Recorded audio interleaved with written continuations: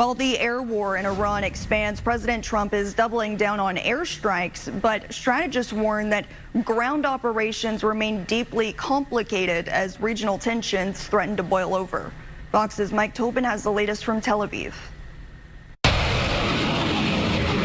For the sixth straight day, the U.S. escalated its airstrikes on Iran, but now the target profile is expanding. After weeks of threats, President Trump is now ordering the destruction of bridges, roadways, and port infrastructure near the Strait of Hormuz, hoping to cut off resupply routes for Iran's military and pressure Tehran into backing off the Strait of Hormuz. I think we're going to squeeze the neck of Iranian military infrastructure around the Strait of Hormuz so that they're not able to sustain their attacks. At the same time, the president could be looking at limited options if he wants to expand the war, with most experts agreeing a land invasion is not likely at this time. You're looking at strategic targets.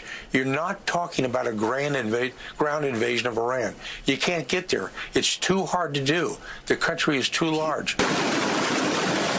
The stepped-up attacks are also aimed at pushing Iran back to the bargaining table, and the White House says it's working. They want to make a deal with us because they are suffering devastating blows on behalf of our United States military. But the Iranians tell a different story. They say they won't resume talks until the fighting stops, and on Friday, they targeted another civilian ship, part of a strategy to maintain control in the Strait of Hormuz.